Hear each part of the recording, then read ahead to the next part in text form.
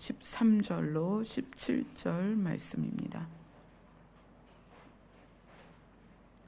같이 읽겠습니다. 시작. 들으라. 너희 중에 말하기를 오늘이나 내일이나 우리가 어떤 도시에 가서 거기서 1년을 머물며 장사하여 이익을 보리라 하는 자들아, 내일 일을 너희가 알지 못하는도다. 너희 생명이 무엇이냐? 너희는 잠깐 보이다가 없어지는 안개니라.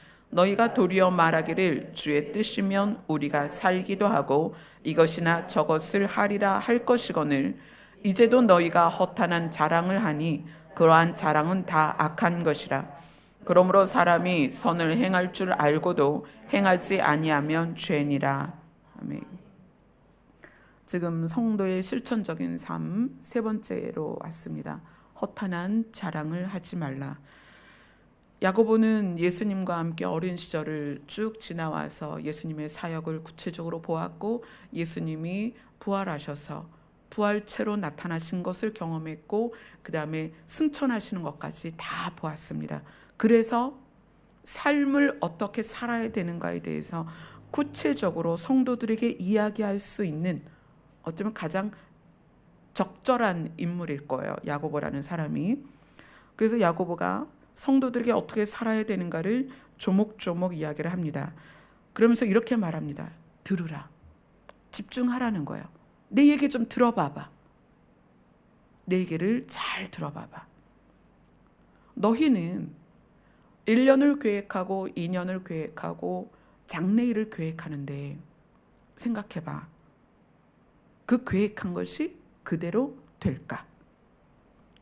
계획을 하지 말라는 것이 아니라 계획에 대하여 기대하는 것에 대해서 지금 이야기를 하는 거예요. 될 수도 있고 안 될 수도 있는데, 우리가 기대하는 것이 안 되면 실망하고 좌절하잖아요. 그러니까 이것을 계획을 하지 말라는 것이 아니라 그 후의 결과에 대해서 우리가 어떤 자세를 가질 거냐, 그걸 얘기하는 거예요. 우리가 어떻게 계획이 없이 살겠어요? 학생들은 진학을 하면 그 다음에 뭐 대학을 가든 직장을 가든 이런 거 다 플랜을 가지고 공부를 하잖아요. 계획을 하지 말라는 것이 아니라 계획한 것을 지나가면서 나타나는 결과에 대해서 우리가 어떤 자세를 가질 것이냐. 내일 일을 너희가 알지 못한다. 그래서 씨를 뿌려서 가을에 이 정도 씨를 뿌렸으니까 쌀을 100가마는 거둘 거야 라고 계획은 할 수 있죠. 그러나 중간에 태풍이 와서 벼가 전부 물에 잠겨서 썩어버리면 그 중에서 겨우 1가마니를 구할 수도 있다는 거예요. 그랬을 때 우리는 어떤 생각을 갖느냐는 거예요. 여러분은 어떤 생각 갖겠어요? 1년을 공무원 시험을 보려고 준비를 했는데 시험의 결과가 떨어질 수도 있는 거예요. 계획은 할 수 있지만 결과가 주어진 것에 대해서 우리가 어떤 자세를 가질 것이냐. 우리는 내일 일도 알 수 없고 모레 일도 알 수 없고, 우리는 안개처럼 우리가 계획해서 생긴 안개가 아니에요. 도로를 가다 보니까 안개가 자욱할 수 있죠. 근데 그 도로를 뚫고 가다 보니까 어느새 안개가 걷혔단 말이에요. 누구의 계획도 의도도 없이 안개는 생겼다가 사라지는데 우리의 인생이 그렇다는 거예요. 우리가 계획해서 태어난 것도 아니고 우리가 계획한 날 죽는 것도 아니라는 거예요. 그러면 뭐다? 주관자가 있다는 거예요. 주관자. 내 인생의 주관자. 나는 주관할 수 없다. 물론 내가 세부적으로 계획은 할 수 있지만 결과는 내가 주관할 수 있는 게 아니라는 거예요. 그럼 그것에 대해서 이렇게 말하라는 거예요. 주의 뜻이면 될 것이고 주의 뜻이면 안 될 것이고. 이 차이를 아시겠어요? 주의 뜻이면 될 수도 있지만 안 될 수도 있다는 결과에 대하여 주의 뜻이라고 받아들이라는 거예요. 계획을 하지 말라는 게 아닙니다. 계획은 할 수 있습니다. 그러나 1년 후에 2년 후에 그 결과에 대해서 되는 것만이 주의 뜻은 아니라는 거예요. 안 될 수도 있으니까. 주의 뜻이면 될 수도 있고, 그렇죠? 살기도 하고 이것이 될 수도 있고 저것이 될 수도 있다는 거예요. 그것이 주권자에 대한 인정입니다. 그것이 주도하는 자에 대한 신뢰입니다.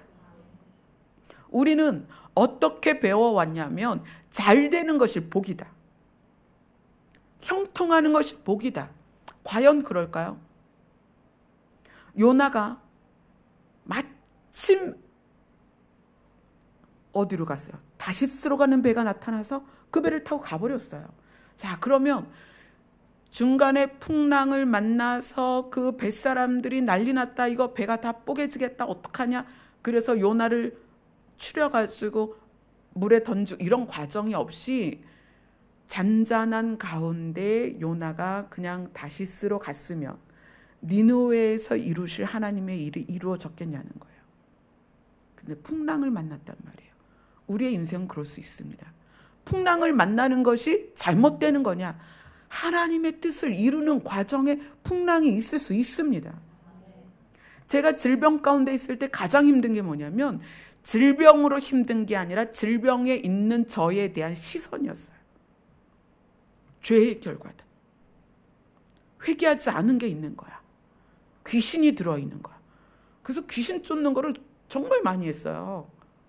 제가 다녔던 교회 목사님이 맨날 오셔서 귀신을 쫓는 거예요. 귀신이 들어와서 제 몸이 아프다는 거예요. 성도는 아플 수 없을까요? 아플 수 있습니다. 가난할 수 없을까요? 가난할 수 있습니다. 어떤 것도 우리 인생의 과정에 있을 수 있다는 거예요. 그 과정을 지나야 한다면 그 과정을 그냥 주님과 함께 지나세요. 그 과정이 결론이 아니에요. 하나님의 결론은 뭐냐면 살리는 것입니다. 이 사람을 살리기 위해서 질병이 필요하다면, 이 사람을 살리기 위해서 부도가 필요하다면 부도날 수 있는 거예요. 이 사람을 살리기 위해서 사고 나는 것이 필요하다면 사고도 있을 수 있는 거예요. 그것에 대해서 신뢰하라는 거예요. 너희가 1년 동안 장사해서 이익을 보리라고 하지만 그때 일을 너희가 그 결과를 어떻게 알겠니? 하나님이 계획해서 그 결과가 이익이 하나도 없을 수도 있어. 그것도 너희가 받아들일 수 있겠냐는 거예요. 하나님의 뜻 안에 가난이 있다면, 하나님의 뜻 안에 질병이 있다면, 하나님의 뜻 안에 파산하는 것이 있다면 받아들이라는 거예요. 그것이 결론이 아닙니다. 우리의 결론은 하나님이 우리를 살리고자 하는 뜻에 있습니다. 그래서 우리가 그 과정 안에서 지나가는 것에 대해서 인정하라는 거예요. 그런데 그것을 인정하게 하지 못하는 요인이 뭐냐면 우리가 자랑거리라고 생각하는 부분들이에요. 그래서 이것을 이야기하는 겁니다. 너희가 아직도 16절에 이렇게 시작하죠. 이제도 너희가 허탄한 자랑을 하니 거짓되고 믿을 수 없는 것으로 잘난 체하고 자기를 의시되고 있으니 그것이 얼마나 악한 것이냐. 세상에 속한 것은요 다 사라지고 다 없어집니다. 우리 김경빈 권사님도 20대 때는 한임을 하셨을 거예요. 왜냐면 키도 크시고, 그죠? 우리는 각자의 전성기가 있고요. 가장 아름다운 시기가 있습니다. 그러나 그것이 영원할까요? 그렇지 않습니다. 제가 늘 말씀드리잖아요. 시간에 속한 건 낡아진다. 시간에 속한 건 시든다. 시간에 속한 건 죽는다. 시간에 속한 건 썩는다.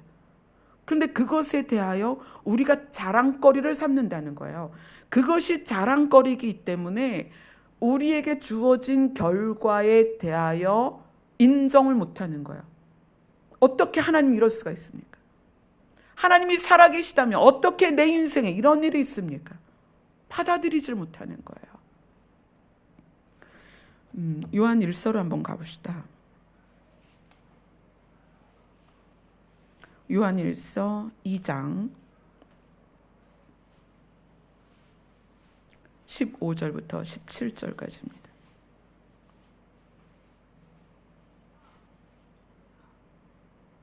같이 있습니다. 시작. 이 세상이나 세상에 있는 것들을 사랑하지 말라. 누구든지 세상을 사랑하면 아버지의 사랑이 그 안에 있지 아니하니 이는 세상에 있는 모든 것이 육신의 정욕과 안목의 정욕과 이생의 자랑이니 다 아버지께로부터 온 것이 아니요 세상으로부터 온 것이라. 이 세상도 그 정욕도 지나가되 오직 하나님의 뜻을 행하는 자는 영원히 거하느니라. 아멘. 아버지로부터 온 것과 세상에서부터 나온 것을 지금 구분하고 있어요. 우리가 눈으로 보는 것과 우리가 손으로 잡을 수 있는 건 전부 세상에 속한 것입니다. 이러한 것들이 우리의 어깨를 들썩이게 하고 자부심을 느끼게 한다면 그건 우리를 돌아봐야 되는 거예요. 내 마음이 어느 위치에 있는가. 이 세상도 그 정욕도 지나간다. 그것을 오늘 본문은 안개와 같다. 사라진다. 제가 어렸을 때 그때는 국민학교라고 불렀죠. 제가 국민학교 때 제일 신기했던 게 안개예요. 아침에 안개가 끼면 눈앞에선 보이는데 저 앞에서 오는 사람이 안 보이잖아요. 그게 너무 신기한 거예요. 손으로 만져지지도 않는데 있는 거죠. 야, 구름도 이렇겠다. 그런데 그 안개가 어느 순간에 사라져요. 흔적도 없이 사라집니다. 이 세상은, 이 정욕은 다 사라진다. 그러나 뭐만 영원하다? 하나님의 뜻을 행하는 자만 영원하다는 거예요. 하나님의 뜻이 뭡니까? 영혼을 살리는 거예요. 하나님의 뜻을 행하는 자라는 건 하나님의 뜻을 깨달아서 그 뜻이 이루어지는 역사 안에 동참되는 걸 말하는 거예요. 하나님의 뜻을 행하는 자. 그럼 그 사람은 하나님이 원하는 것은 사람을 살리는 거다라는 것을 명확하게 인식한 사람이 하나님의 뜻을 행하겠죠. 그러한 자가 영원히 하나님의 나라에 머물게 되는 거죠. 한번 점검을 해볼까요? 여러분은 한번 생각해 보세요. 나는 어떨 때 만족을 느끼는가? 뿌듯함을 느끼는 거 어떤 게 있을까요? 한번 생각해 보세요. 나를 만족하게 하는 거. 내 마음이 뿌듯해질 때, 혹시 통장에 돈 들어올 때, 아니면 사람들로부터 박수를 받을 때, 자식이 말을 따뜻하게 잘 들을 때, 또 남편이 탁 말했는데 바로 잘 들어줄 때, 여러 가지가 있겠죠. 나를 만족하게 하는 게 무엇일까? 한번 생각해 보셔야 됩니다. 이제 제가 여러 가지 질문을 드릴 거예요. 무엇이 나를 기죽게 하는가? 여러분 생각해 보세요. 뭐가 기죽게 하죠? 그런 거 있죠. 어떤 큰 건물에 가면 발리 파킹을 해주는데 그 차에 따라서 다르다면서요.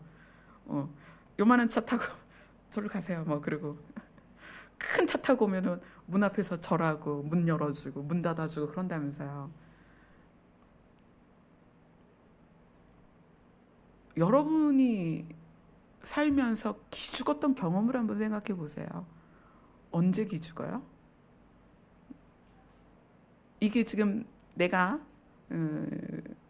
어떤 거에 많이 머물러 있는가를 볼 수 있는 대목들이죠. 또 어떤 부분에서 내 어깨에 힘이 들어가는가? 새 차를 뽑았다? 평수를 넓혀서 이사 갔다? 뭐가 있을까요? 어떤 거에 어깨에 힘이 들어가는가? 이거 지금 일반적인 사람들에 대한 내용입니다. 또 어떤 면에서 어떤 사람을 업신여기는 마음을 가져봤는가를 한번 생각해 보세요. 왜? 이렇게 혀를 찰 때가 있잖아요. 어떤 사람에 대해서. 그게 어떤 부분에서 그런 마음의 자세가 나올 때가 있나요? 어떤 사람에 대해서. 하찮게 보여지거나 그 사람이 무시되거나 그런 부분이 있을 거예요. 어떤 부분에서 여러분들이 그런 마음을 경험을 했는가? 또 어떨 때 이걸 막 드러내고 싶을까? 우리 이제 박기용 형제는 운동을 많이 했으니까 그런 경험이 있잖아요. 이게 뭐 벌크가 커진다 그러죠. 막 이렇게 근육이 뻥뻥하면은 그런 걸 이렇게 막 보여주고 싶잖아요. 예전에 저희 돌아가신 목사님도 기용 씨보다 몸이 더 좋았으니까. 그러면 이제 그날따라 운동이 잘 먹었대요. 잘 먹은 게 뭔지 모르겠어요. 운동을 어떻게 먹었는지 모르겠는데, 아, 오늘 운동이 잘 먹었어. 그리고 이제 딱 집에 오면은 보여주는 거예요. 근육을 보여주고.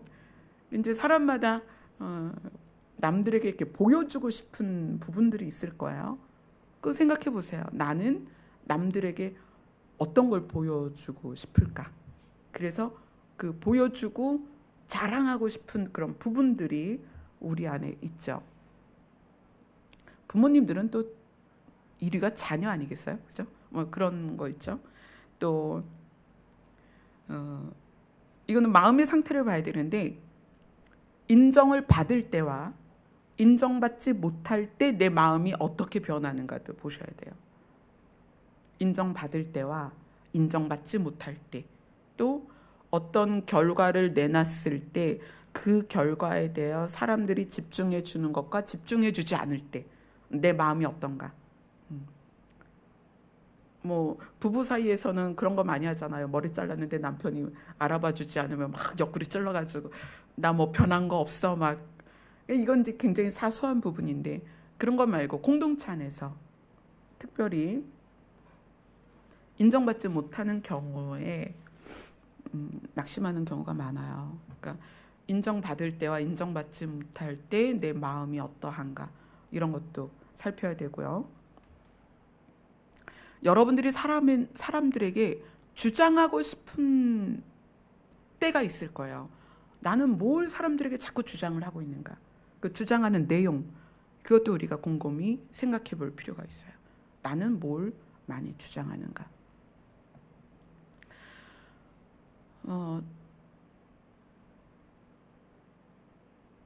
야고보는 지금 성도들에게 이야기를 하는 거니까 저는 지금 시대의 성도들에게 꼭 알아야 될 부분들을 이제 말씀을 드릴게요. 이 허탄한 자랑이 교회에서 어떻게 적용이 돼야 되냐면, 내가 어느 교회에 다닌다.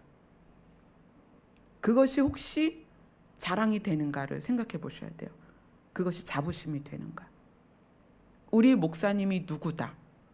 그것이 나에게 자부심이 되는가. 어느 교회, 어느 목사님이 자부심으로 느껴지면 이미 거기에 의존되어져 있는 거예요. 물론 내가 다니는 교회를 사랑하고 나와 함께 하나님 나라를 가고 있는 목회자를 사랑하라 하는 건 당연한 거죠. 그걸 하지 말라는 게 아니라 그것이 나의 자랑이고 자부심이면 안 된다는 거예요. 이미 거기에 의존되어져 있는 거예요. 특별히 여러분들이 경계해야 될 건 이런 겁니다. 우리 교회에만 구원이 있다. 오늘 이제 어떤 분하고 이제 통화를 하면서 그런 얘기를 들었어요. 어떤 분이 요즘 이제 인터넷 상에서 좀 유명하다.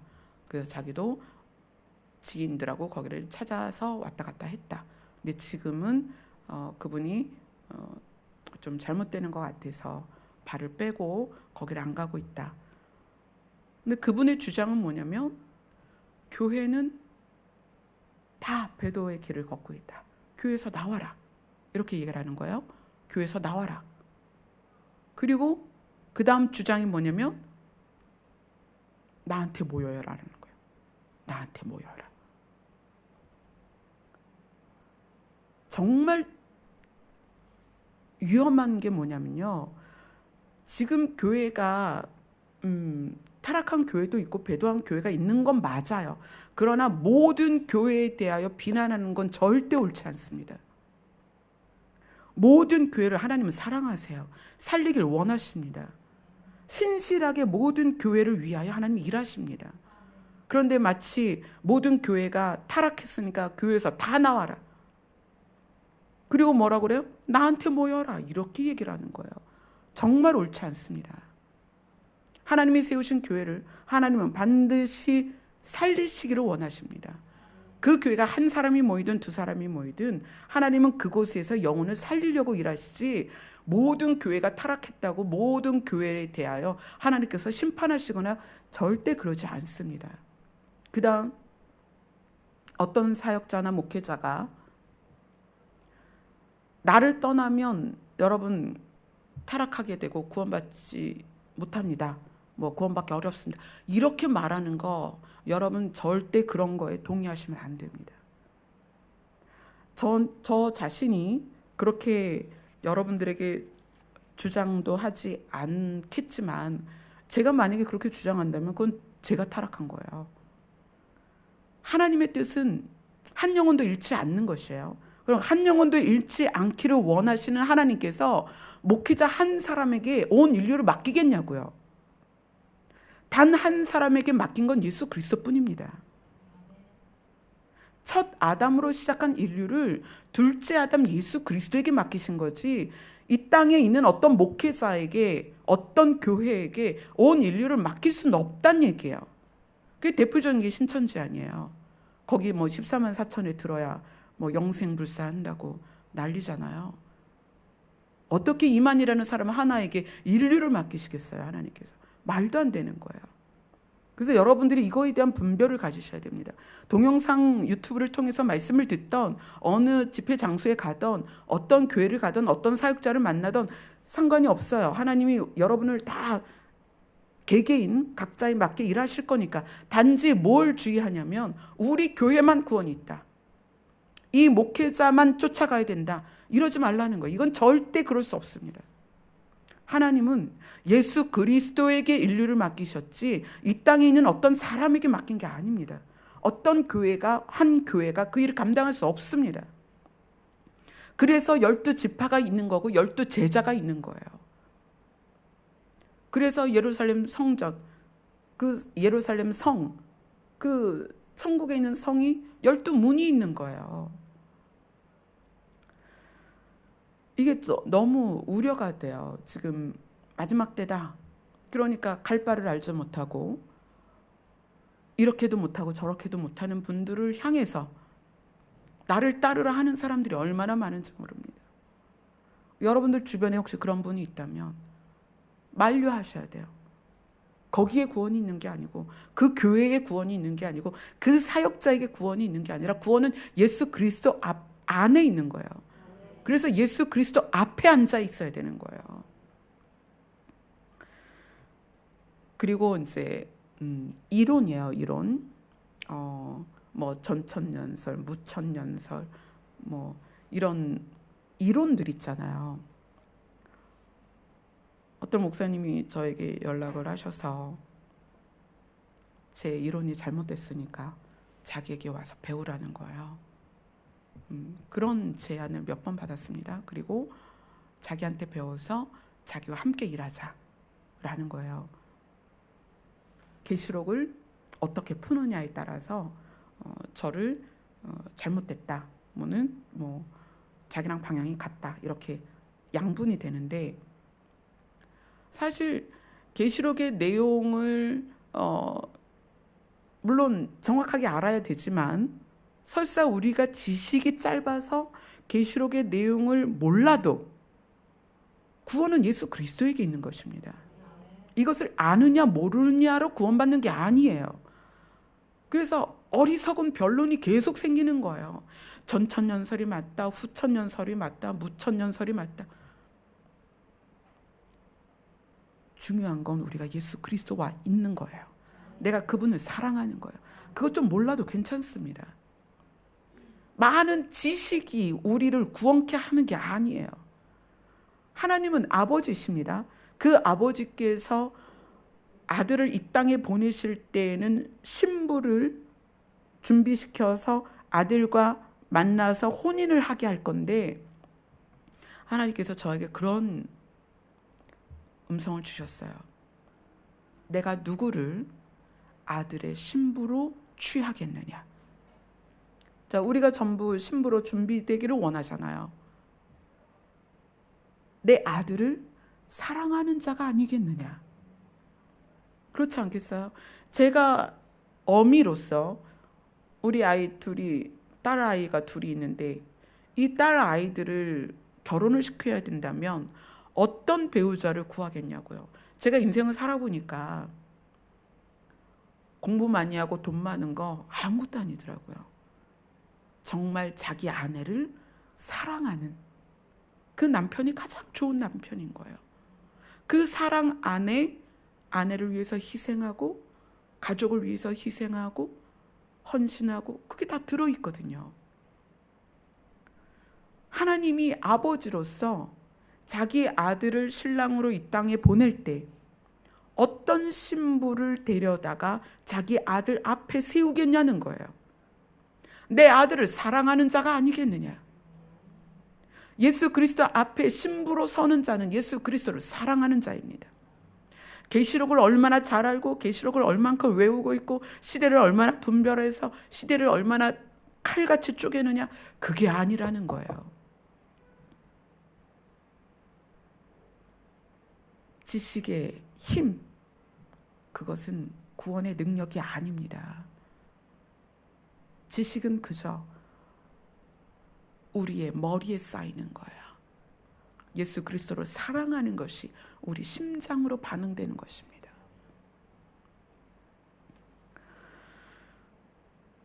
아직도 너희가 허탄한 자랑을 하니 그러한 자랑은 다 악한 것이다. 악한 것이 무엇이다? 하나님과 분리되는 것이다. 그러면서 당부를 해요.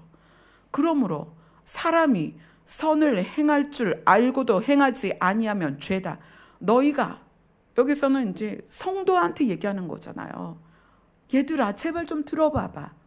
너희 중에, 너희가 누구예요? 성도잖아요. 너희가 선을 행할 줄 알고도, 이거는 도덕적이고 윤리적인 선을 말하는 것이 아니라 하나님과 연합되는 것이 무엇인지 알면서 그것을 하지 않고 하나님과 분리되는 것을 택하는 것은 죄라는 거예요. 여러분 잘 생각해 보세요. 여러분이 집중되어 있는 게 뭐예요? 뭘 그렇게 하고 싶으세요? 뭘 이루고 싶으세요? 뭘 소유하고 싶으세요? 생각해 보세요. 우리는 안개 같아요. 그 안개에다가 금을 뿌리던, 그 안개에 색을 칠하던 소용이 없어요. 저는 여러분들에게 인생을 열심히 살지 말라는 게 아니에요. 결과를 추구하지 말라는 거예요. 돈을 많이 버는 것, 건강해지는 것, 예뻐지는 것, 남들에게 존경받는 것, 이런 것을 결론으로 삼고 추구하지 말라는 거예요. 열심히 살다 보면 열심히 사는 것 안에 인정받을 수 있고요. 열심히 사는 것 안에 몸이 건강해질 수도 있고 열심히 사는 것 안에 부자가 될 수 있어요. 그걸 하지 말라는 게 아니에요. 열심히 살다 보면 그런 결과들이 올 수 있다는 거예요. 그러나 그렇지 않아도 예수 그리스도 한 분으로 만족할 수 있냐는 거예요.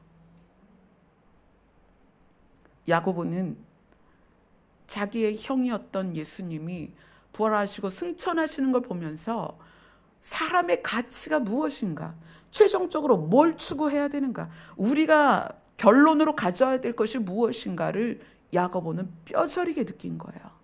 자기의 형이 채찍에 맞아가며 십자가에 못 박히면서 그 피를, 창자를 쏟아가면서 이루고자 한 게 무엇이었던가. 결론을 본 거잖아요. 예수님이 하나님의 나라로 가시면서 내가 너희를 데리러 올 것이다. 예수 그리스도와 함께 있는 것이 인간의 결론이라는 거예요. 열심히 살지 말라는 것이 아닙니다. 최선을 다해서 열심히 사세요. 그러나 결과에 연연하지 말고 우리의 결과는 하나님과 연합되어 있는 것, 예수 그리스도와 연합되어 있는 것으로 여러분의 결론을 지으라는 거예요. 하루하루 우리가 어디로 가고 있냐면 세상의 끝으로 가고 있습니다.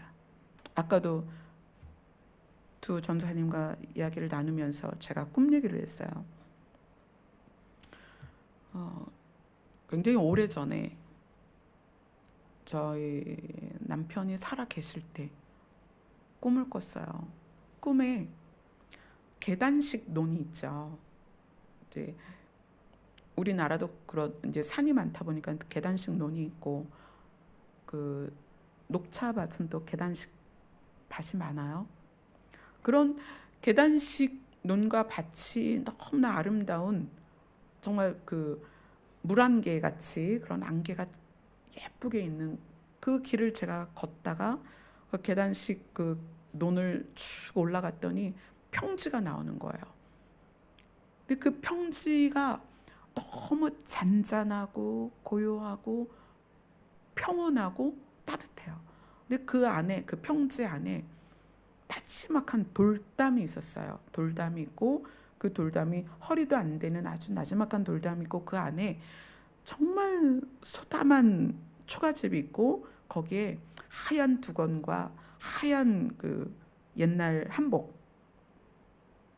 저고리를 딱 입고 정말 하얗게 빛나는 앞치마를 한 옛날 어르신들 몇 분이 마당에서 이렇게 뭐 이렇게 씨도 고르고 뭘 하시더라고요.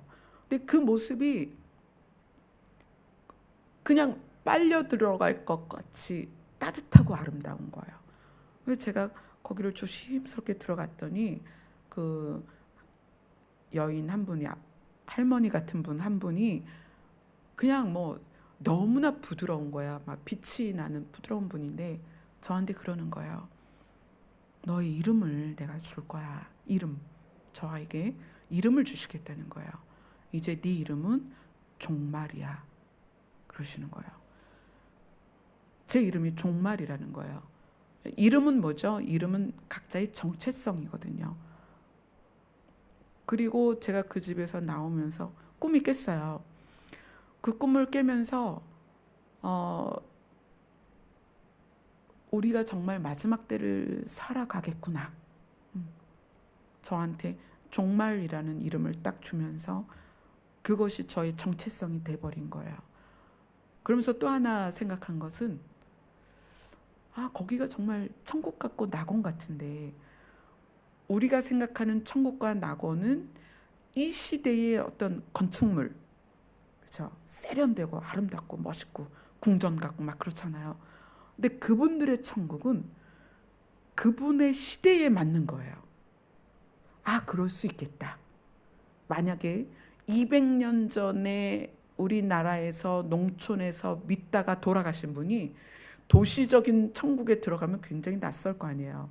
그러니까 그분은 그분에게 맞는 낙원 안에 계신 것 같은 느낌이 딱 드는 거예요. 그럴 수 있겠다. 예수님 시절에 제자들이나 순교하신 분이나 믿음을 지키다가 낙원에 계신 분들은 그 시대의 모습으로 살고 있지 않을까? 제가 그 꿈을 통해서 생각을 한 거예요. 우리는 이제 우리 시대의 이런 모습으로 낙원에서 살고 있지 않을까? 왜냐하면 그분들이 지금 시대의 낙원에 적응하려면 좀 힘들지 않을까? 그런 생각을 그때 꿈을 깨고 나서 했어요. 어쨌거나 야고보는 이것을 선포할 때가 종말이었습니다.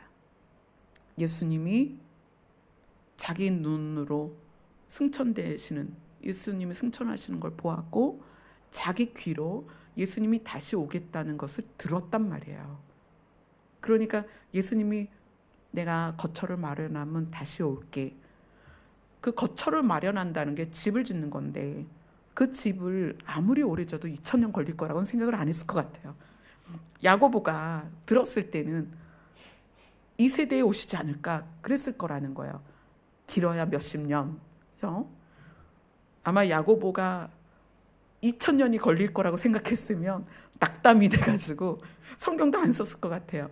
근데 이 야고보는 곧 오실 걸로 생각한 거죠. 자기 눈에서 예수님이 올라가시는 걸 봤고, 예수님이 하신 말씀을 귀로 들었으니까 예수님 곧 오시겠구나 그랬을 거예요.